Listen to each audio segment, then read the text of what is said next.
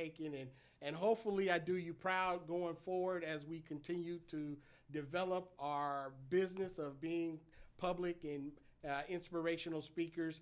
But today it's not about me, it's about you and Mhm. this fabulous model that you guys have come up with called 3D storytelling.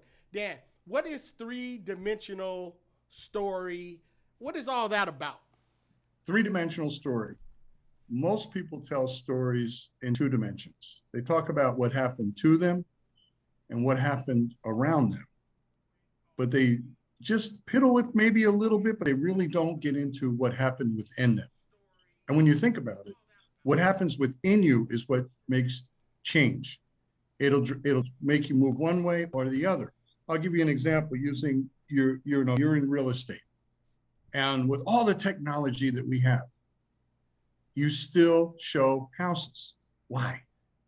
Because from the technology, they can get all the dimensions, they can get the layout, they can see what neighborhood it's in, but they can't get the feel.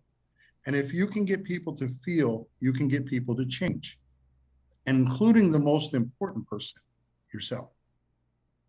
Wow. Well, I tell you what, change is a definite something that a lot of us are seeking.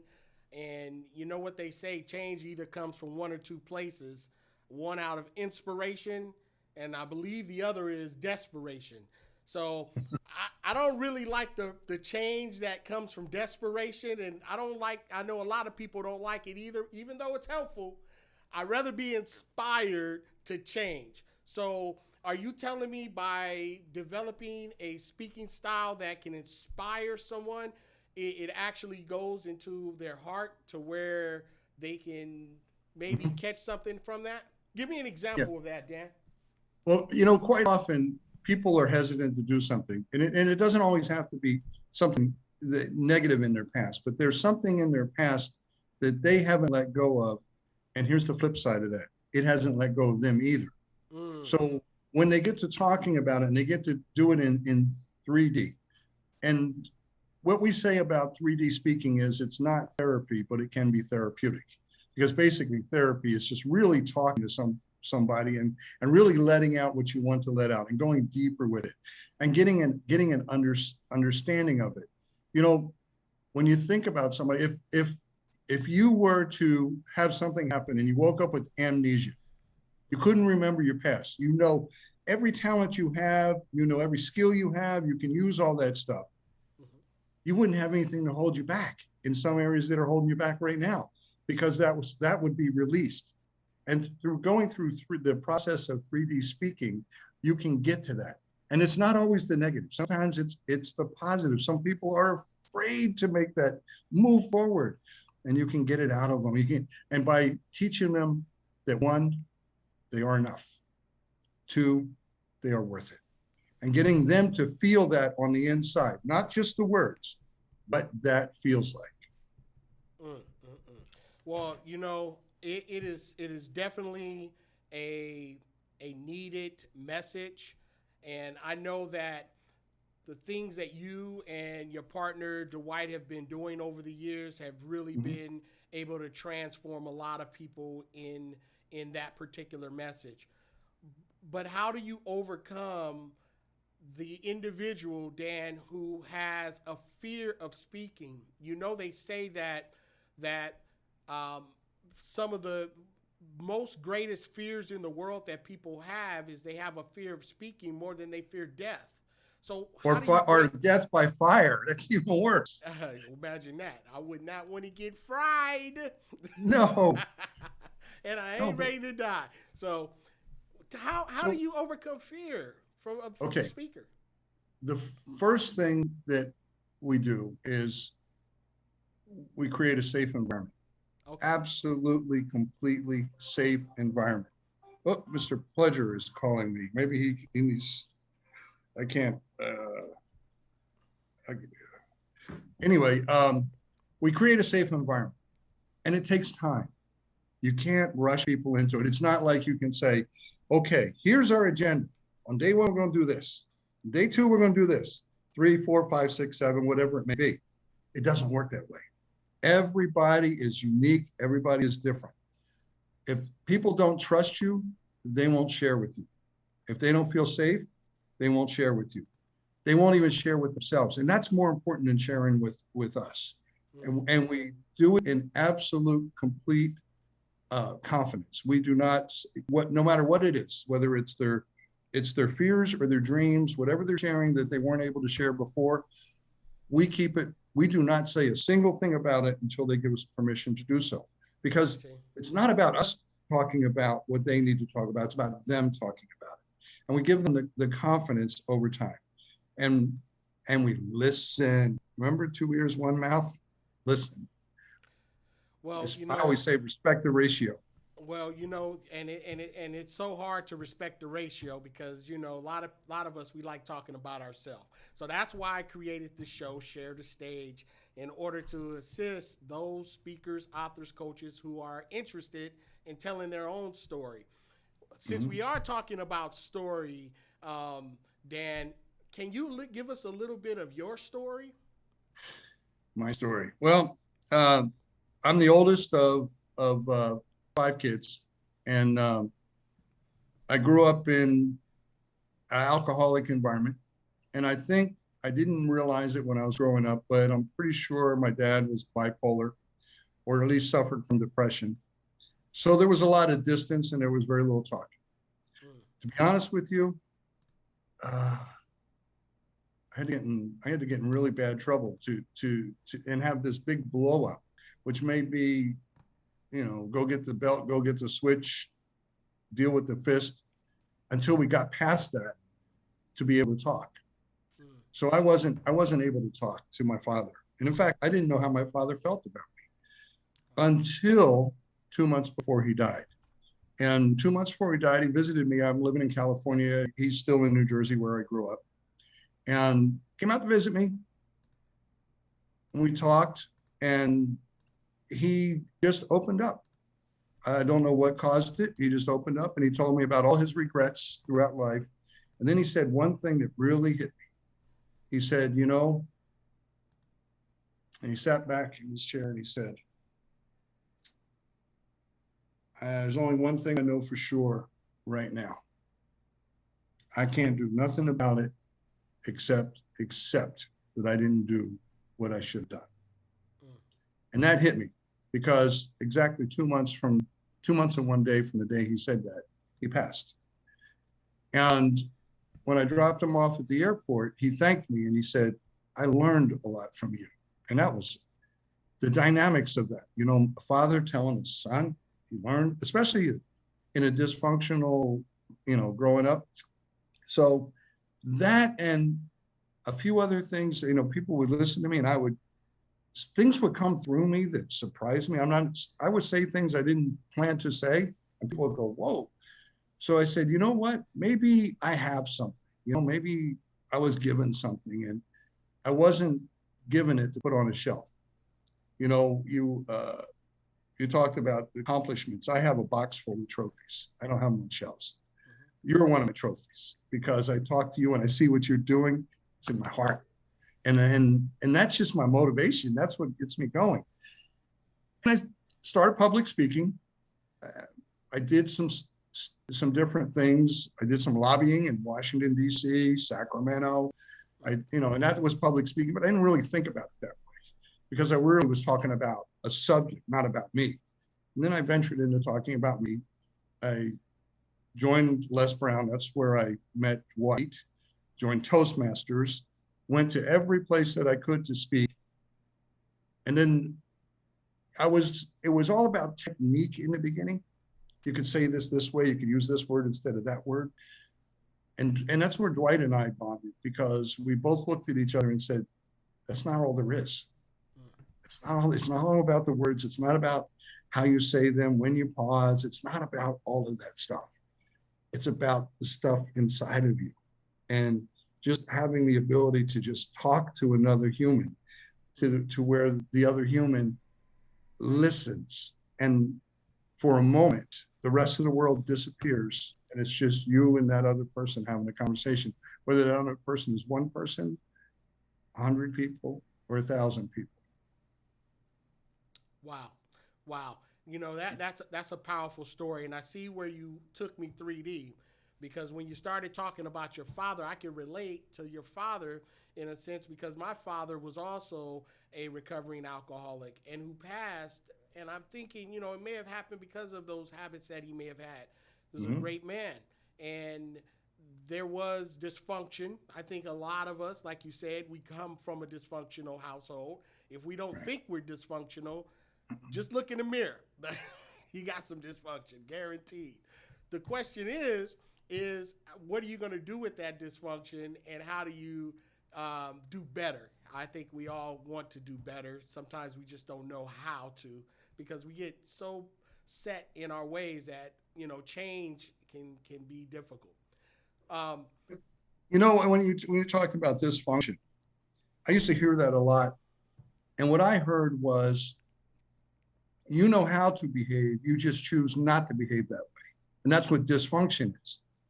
And I don't see it that way. Dysfunction is lack of knowledge on how to function, lack of confidence to function the way that you want to function, the confidence to honestly, openly tell somebody. I mean, I used to get beat up by my dad just to hear him say, I love you. hmm, And I don't see that as dysfunction. That was the only function I had.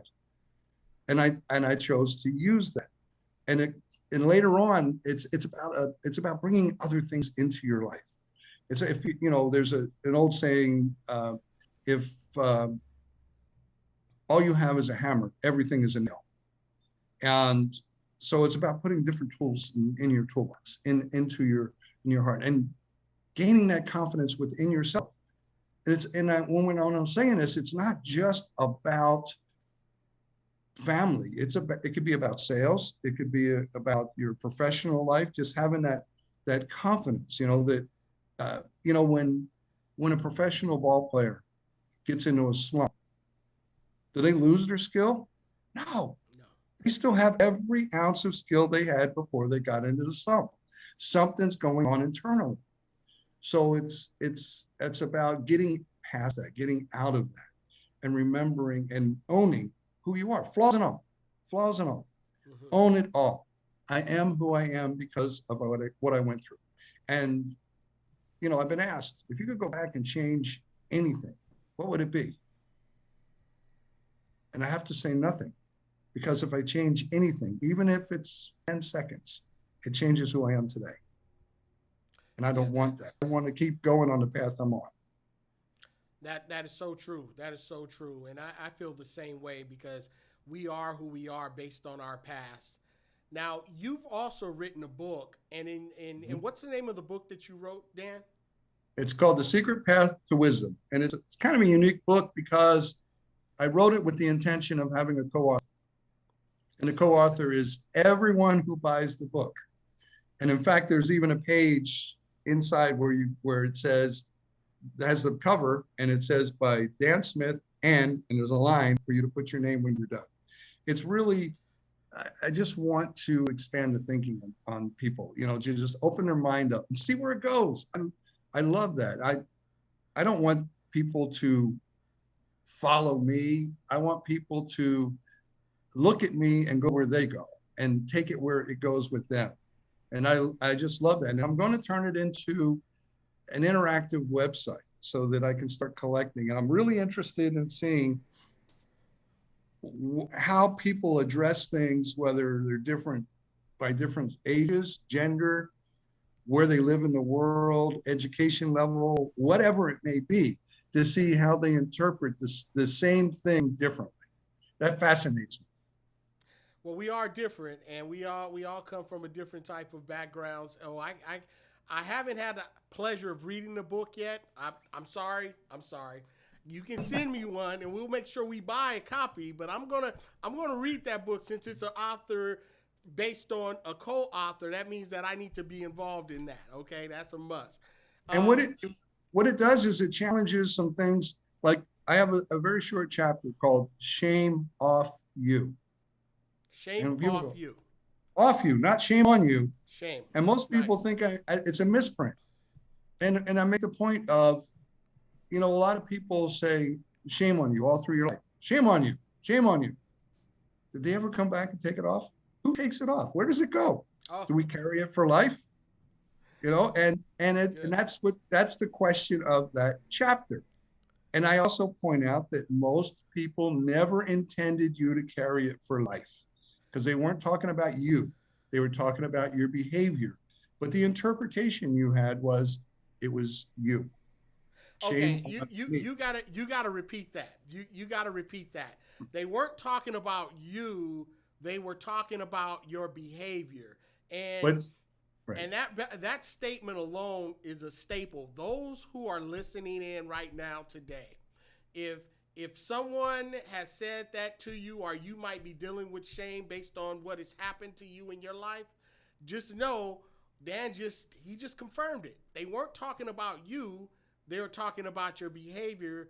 And in that statement alone, I think that releases people from the burden of Mm-hmm. holding on to something that was never theirs. Exactly. And and don't blame the person who said it either because they were taught to say it that way. That statement, shame on you, was handed down from to them from someone. And it keeps going back generations and generations. And I'm sure that a similar saying exists in almost every single language.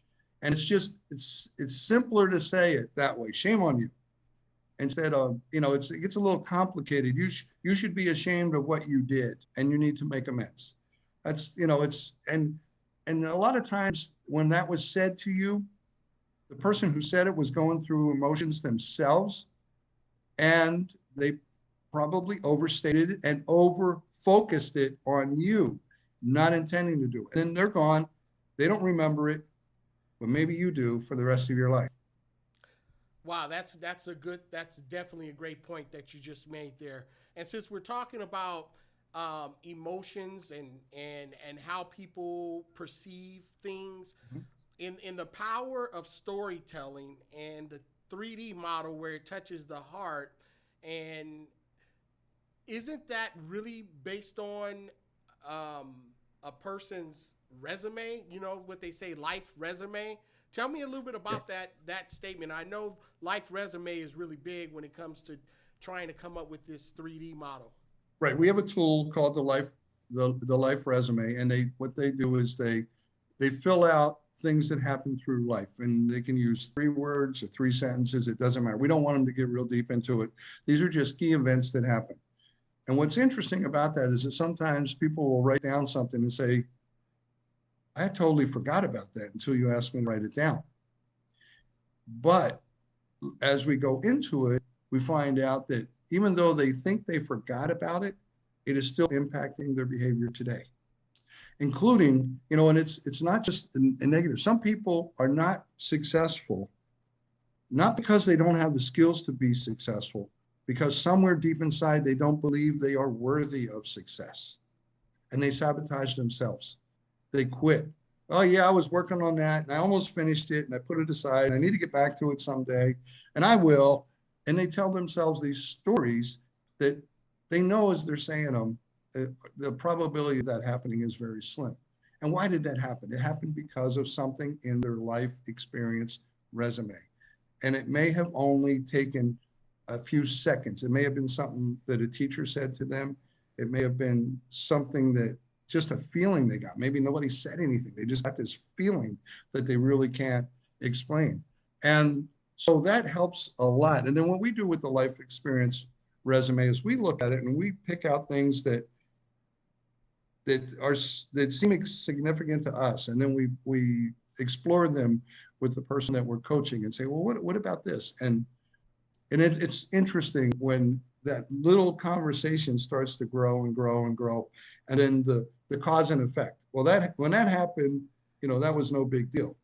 But now that I'm thinking about it, after that, things changed a little bit for me. I didn't do as well in school. I quit sports, whatever may have happened. Um, I started. I always had to be the best at something, no matter. Even if I hurt somebody else on the field, I had to be the best. And I didn't really want to be that way, but something inside of me said I had to be that way. So we go back and we were able to, and we may ask them to just tell us a little story about that. And that may not be what they end up using as what we call their core story. It may just be a part of what influenced them, but it's just that, you know, there's a thing in psychology called arrested development. If something happens to you when you're 10, when you're 50, something similar happens, you still feel it like a 10-year-old. Oh, true. And if we can just get them to go back as a 50-year-old, re-examine that, and then feel it as a 50-year-old, it changes a lot, because they are, as a 50-year-old, they are as weak to overcome it as they were when they were 10, until they redefine it. And we call these things, I use the word define, we call them defining moments. Everybody's life, you have defining moments. And those are the moments when, after the moment, nothing is the same as it was before the moment.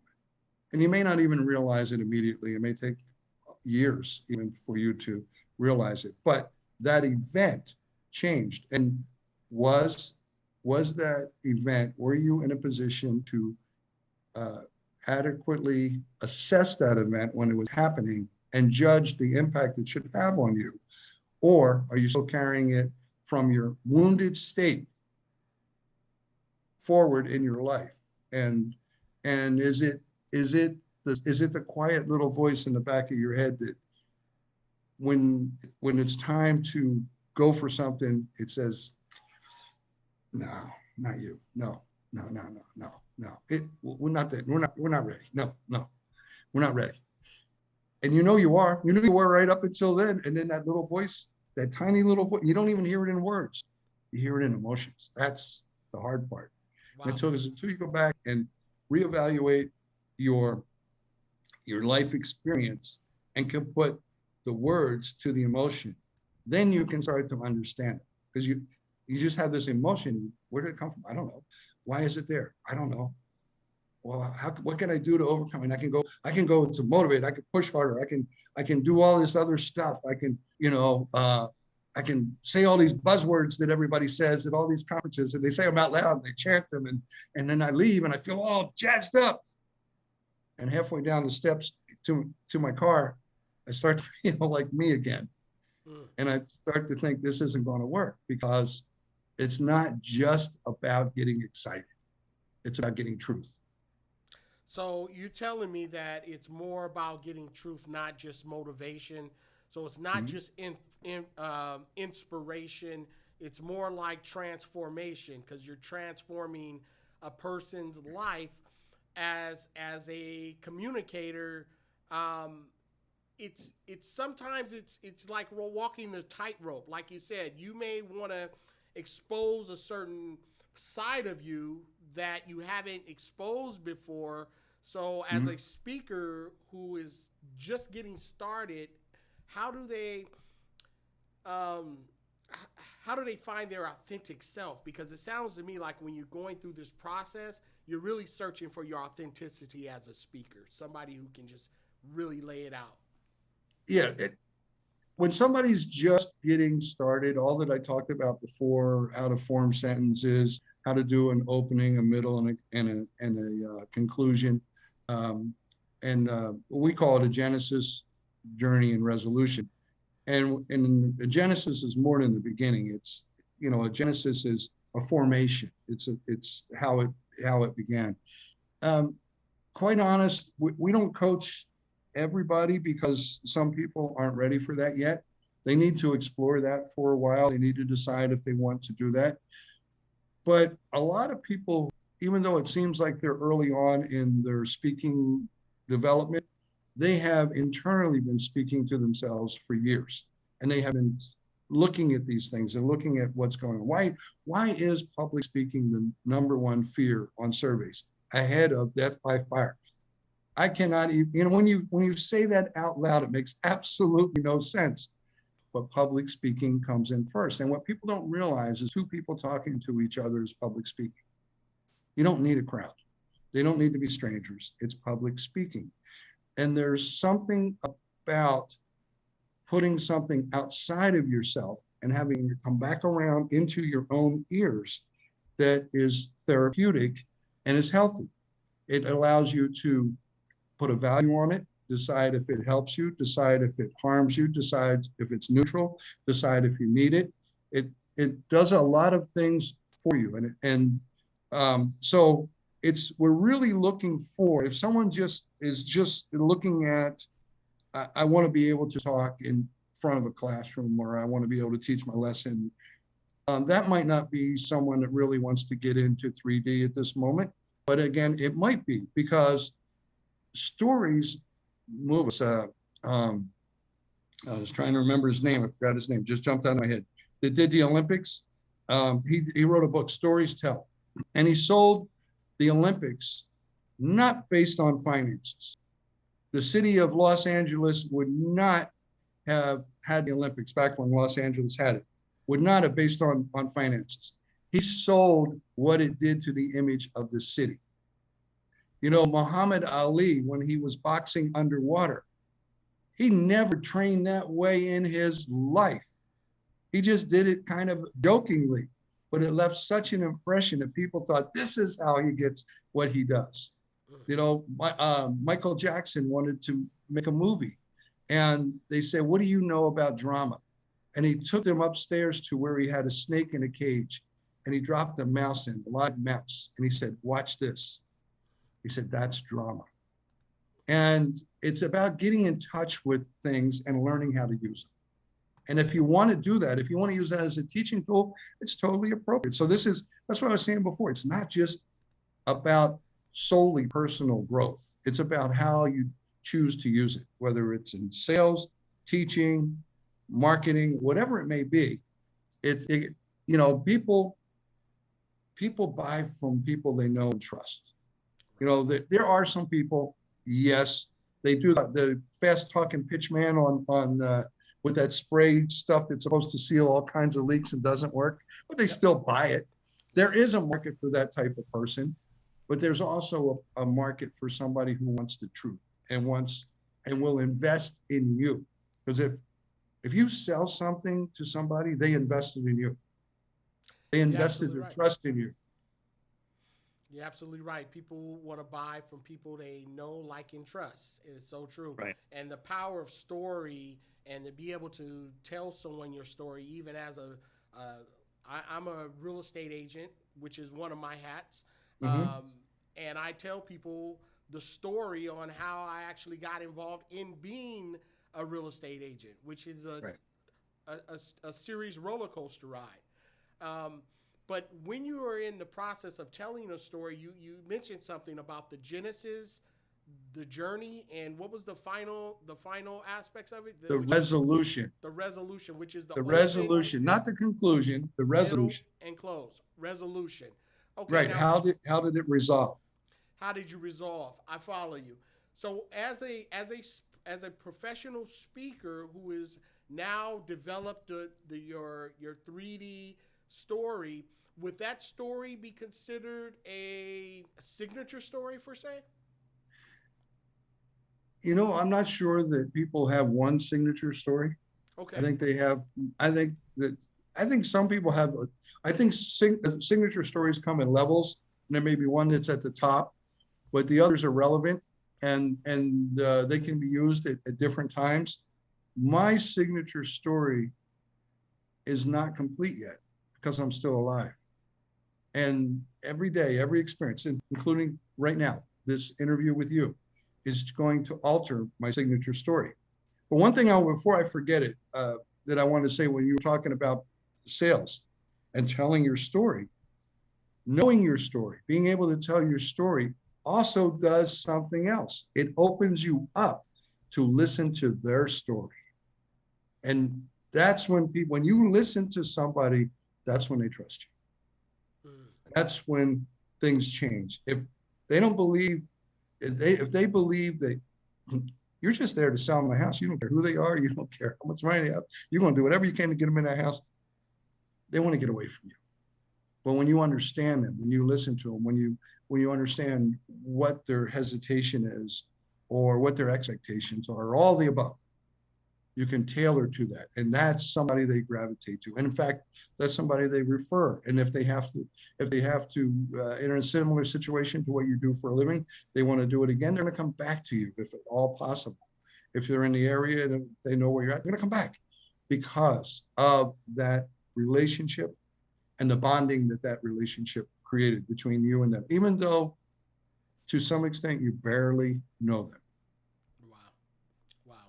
You know, Dan, I really appreciate you coming on today and sharing the word of wisdom. I know you and Dwight are hosting an event this Saturday.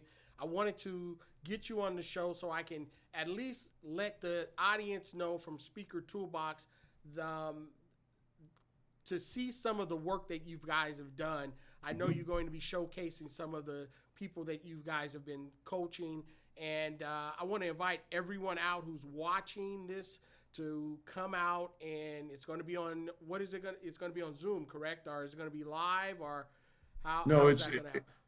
it's going to be on Skype, and I don't happen to have the link immediately with me, I but have the I link. can send it. Okay, if you could I'll put the make link sure. up, Yep. it's absolutely free to anybody, and we're not going to end with a great big sales pitch. We're just going to present who we are, and as you said, part of the way we're going to present ourselves, of course, is through we're going to be interviewed and we're going to talk about ourselves, but we're going to present ourselves through 5 different people who we have coached. And we are also presenting them where we coach people so that they can do what they believe they need to do in their life. And we're going to do everything we can to support that, including putting them on our platform. Well, that's a wonderful thing, and that's really why I wanted to bring you guys on today. Your partner, Dwight, he's missing in action today, but that's okay. He's wanted. You're a wanted man now, Dwight. You are a wanted man. I'm telling you, you want it, and just don't think you're gonna get away like that. It's not gonna happen.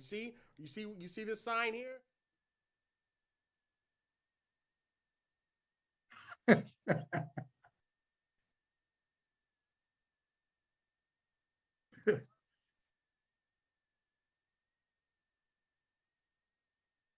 And you guys, hopefully we can get both of you on because you are wanted now, Dwight. You are wanted. Uh, And it's not gonna I happen. It's not gonna I happen. believe he had technical difficulties. He tried calling me twice when I was talking to you, and I couldn't jump off of where I'm at to tell him whatever was going on. It's okay. So It's okay. remember, we are immigrants to technology. You were born into it. Well, I So tell you what, we've been working together for quite some time. For those of you who are not aware of it, I am their tech guru to assist in making sure productions go smoothly. So, Dwight, I couldn't make it today because I was on my show, but next time I'm gonna be there for your show. We're gonna make sure we have no more technical difficulties, my man. We can't have those, all right? That can't happen. You know, I want to thank everyone for being part of the show today. Your time is valuable. I do not take it for granted. Dan, your time is valuable, and I don't take it for granted. Time is our most valuable asset. I think it's very important that we learn to invest it wisely and stop spending our time on things that are not bringing a return. But I believe it's very important to invest our time in our network, our friends, our health, our learning, and this particular time is well invested. So I hope you guys got something out of today's show. Dan, how can they reach you? How can they reach D&D Coaching and Solution? oh man, I was counting on Dwight to have those codes with me. I'm at my It's son's okay. house. But I have the information. all right. I'm your tech guy. You can reach them. I'm going to be posting on this video shortly. I'll go ahead and put a link there to the actual conference that's going to happen. Come to Speaker Toolbox at facebook.com/Speaker Toolbox, and you'll be able to see a link to the up and coming event that's going to be taking place this Saturday. I believe it's going to be early morning, around 10 o'clock, I'm 10, believing. 10, yeah, 10 to 2 Pacific time. From 10 to 2, so that's pretty good time, 4 hours. You guys are going to hear some dynamic speakers. I hope you guys took some notes today. And Dan, when can we get you back on the show? When can we get you back, man? Because you know I'm gonna be calling you. All you got to do is call me, man. All you got to do, and like you said earlier, I just wanted to say for those who want to be successful, there are things in life that you can't do. So just like we surrounded ourselves with Chante, surround yourself with somebody who can do, and together you'll get it done. Amen. Amen for that. And invest in yourself, okay? Invest in yourself. Mhm. And coaching is very important. So, I wouldn't be who I am today without men like Dan, Dwight, and a host of other mentors and coaches who've poured into me and helped me have the confidence that I'm having today. I did not start off like this, trust me. My stomach turns every time I speak. And I'm sure yours do too. So I want to thank you again, Dan, for just being part of this show. Um, Talk to you soon, Speaker Toolbox community. I hope this was helpful. Make sure you guys share, like, leave a comment, and tell me two nuggets takeaways that you got from this conversation today with Dan Smith of D&D Coaching and Solution. Thanks a lot, and we will be talking with you guys on the next show next week. Bye for now.